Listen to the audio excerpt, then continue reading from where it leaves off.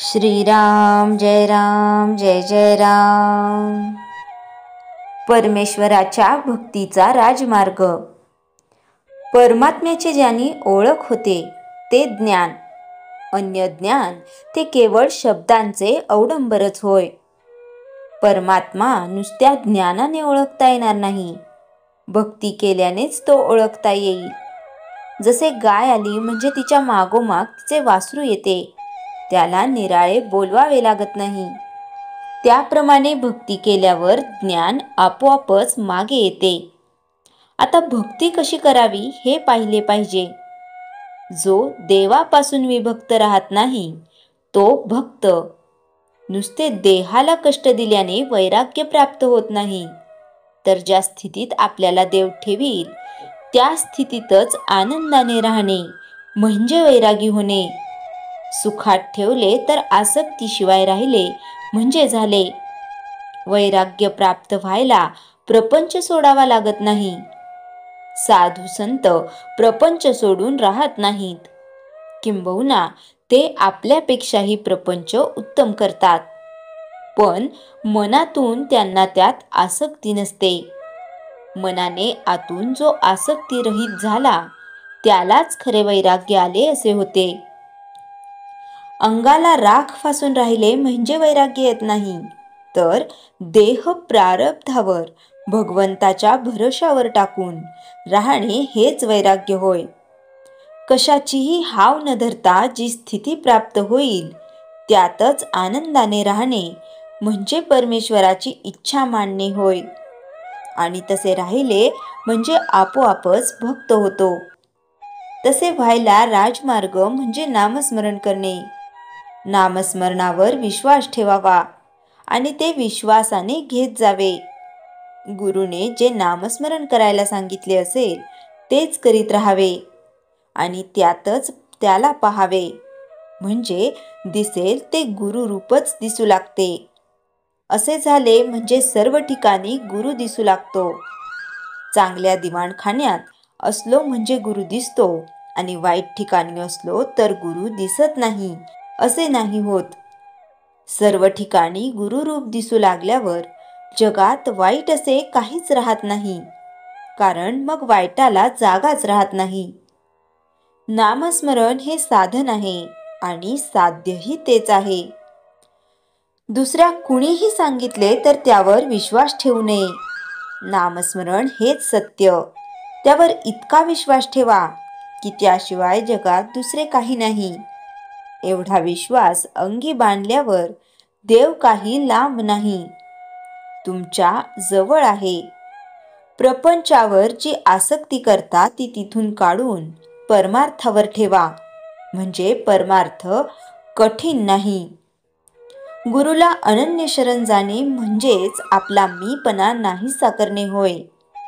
मीपणा समूळ मेल्याशिवाय अनन्य शरण जाता येणार नाही।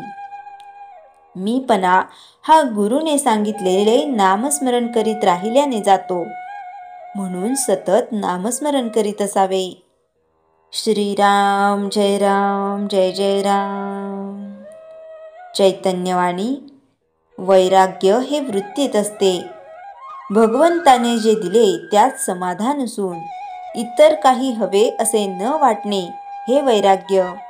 श्रीराम जय राम जय जय राम। नामस्मरण करू लागलो तर विषय हात धुवून मागे लागतात, म्हणजे मी आत बाहेर विषयाने किती भरलेला आहे।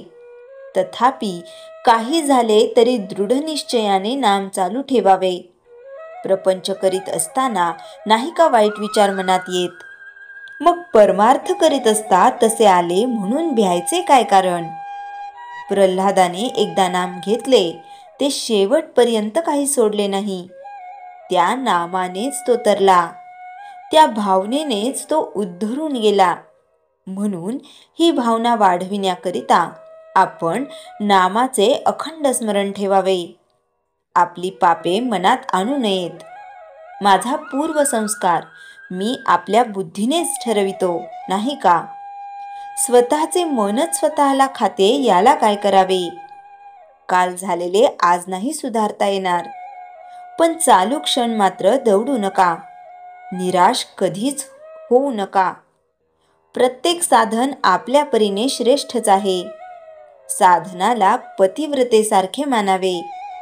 भगवंताचे होणे हे सर्व साधनांचे आणि धर्माचे मूळ आहे, हे पक्के ध्यानात ठेवावे. प्रपंच पुरा होण्याकरता आपण मरेपर्यंत काम करतो. मग भगवंताचे होण्याकरिता, भगवंत जोडण्याकरिता थोडे कष्ट का घेऊ नयेत? खरोखर भगवंताचा विसर पडणे ह्याहून दुसरे मोठे पाप नाही.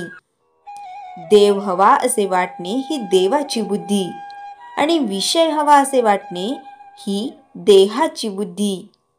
वासना म्हणजे देवाच्या विरुद्ध असलेली आपली इच्छा. ही वासना म्हणजेच विषयांचे हवे नकोपण जसजसे कमी होईल तसतशी बुद्धी नामात स्थिर होत जाईल. अशा तऱ्हेने तू आहेस, मी नाही ही स्थिती जेव्हा नामस्मरणाच्या योगाने आपली होईल तेव्हाच परमेश्वर आपण जोडला किंवा मी परमेश्वराचा झालो असे सार्थपणाने म्हणता येईल. निदिध्यासाने आनंद साक्षात्कार होणे हाच मोक्ष होय. विस्तव माहीत नसला तरी तो हाताला चुकूनही लागला तरी हात भाजतो किंवा हा परीस आहे हे माहीत नसूनही लोखंडाचा घन त्यावर मारला तरी त्याचे सोने व्हायचे राहत नाही. त्याप्रमाणे ज्ञानाशिवाय नुसते भक्तीने जरी भगवंताकडे गेले तरी काम होते. रामा तुझे प्रेम असू दे, आम्ही अखंड नामात राहू. प्रारब्धाचे भोग आम्ही आनंदाने भोगू आणि तू ठेवशील त्यात आनंद मानू. तुझे नाम गोड आम्ही हृदयात सतत जतन ठेवू. राम खात्रीने कृपा केल्या वाचून राहणार नाही. खरोखर या नामामध्ये आपला प्रपंच आपल्या कल्पनेपेक्षा कितीतरी सुखाचा होईल. श्रीराम जय राम जय जय राम. अध्यात्म आणि सद्गुरू. माणसात देव बघा, पण माणसाला देव बनवू नका. खरंच आपण आपल्या सद्गुरूंनी दिलेल्या मार्गावर आहोत का? हा प्रश्न प्रत्येकाने स्वतःला सारखा विचारलाच पाहिजे. लोकांनी अध्यात्म म्हणजे बाजारातला भाजीपाला करून टाकला आहे. आपल्याकडे असंख्य संत, महात्मे, सिद्धपुरुष, अवतारी व्यक्ती होऊन गेले. सगळ्यांनी फक्त साधे सोपे अध्यात्म शिकवले, धर्माचा मार्ग दाखवला. पण त्यापैकी कोणी व्यक्तींनी त्याचे दुकान थाटून स्वतः देव आहे असे सांगून स्वतःची पूजा करून घेतली नाही. ह्या उलट सगळे ज्ञान त्यांनी समाजाला फुकट वाटून माणसाचा उद्धारच केला. ज्ञान प्राप्त होणे आणि ज्ञान मिळवणे वेगवेगळ्या गोष्टी आहेत. सद्गुरूंच्या कृपा आशीर्वादाने ज्ञान प्राप्ती होते आणि ग्रंथ पुस्तके वाचून आपण ज्ञान मिळवतो, हा फरक आहे. ब्रह्मज्ञान फक्त सद्गुरु कृपेनेच प्राप्त होते. अहम ब्रह्मास्मी ची जाणीव सद्गुरू आपल्या एका कटाक्षाने सुद्धा करून देऊ शकतात. पण फक्त आपण त्यांना सांगितलेल्या मार्गावर चाललो तर. त्याचबरोबर अखंड साधना, निस्सीम भक्ती, गाढ श्रद्धा आणि संयम सबुरी असेल तर ते अधिक सुलभ होते. पुस्तके, ग्रंथ साहित्य इत्यादी वाचून माणसाला ज्ञान मिळवता येते, पण त्यांनी फक्त माहिती मिळते, त्यातून कृपा होणे कठीणच. उदाहरण म्हणजे सगळ्या माणसात, प्राणी मात्रांमध्ये, जीवांमध्ये देव आहे हे खरे आहे. म्हणून वाघासारखा हिंस्र प्राण्याची आपण सेवा करू शकतो का? किंवा त्याच्यापाशी जाऊन त्याच्यावर प्रेमाने हात फिरवू शकतो का? तर नाही, कारण तो वाघ पशुयोनीत आहे. तो त्या स्वभावानुसारच वागणार आणि मुख्य म्हणजे त्याला त्याचा आत्मस्वरूपाचे ज्ञान नाही, तोवर तो प्राणीच. पण सद्गुरू कसे कृपा करतात ह्याचे मूर्तिवंत उदाहरण म्हणजे संत श्रेष्ठ ज्ञानेश्वर महाराज. त्यांनी सहज रड्याला स्पर्श करून त्यावर कृपा कटाक्ष टाकून त्या रेड्याला त्याचा आत्मस्वरूपाची ओळख करून दिली आणि तो वेद म्हणू लागला. म्हणजेच काय तर त्याला माऊलींचा कृपेने ज्ञान प्राप्त झाले. आपण आपल्या सद्गुरूंनी दिलेला मार्ग घट्ट पकडून ठेवावा, त्यातच आपले भले आहे. कधी सद्गुरू अचानक कृपा करतील माहीत नाही. आजचा दिवस आपण बघतोय, उद्याचा बघू का, त्याचा काय भरोसा नाही असे समजून सद्गुरूंचं नाम अखंड घेत सुटा. सद्गुरूंचा धावा करा. निस्वार्थ राहून नामस्मरण करायला पाहिजे. भौतिक सुख, पैसे, घर इत्यादी मागण्या स्वतःपेक्षा स्वतः सद्गुरूंनाच मागून घ्या. ते साक्षात आपल्याकडे असल्यावर आपल्यासारखे धनी आपणच. धनाचा कुबेर होण्यापेक्षा कृपेचा कुबेर बनले पाहिजे. श्रीराम जय राम जय जय राम.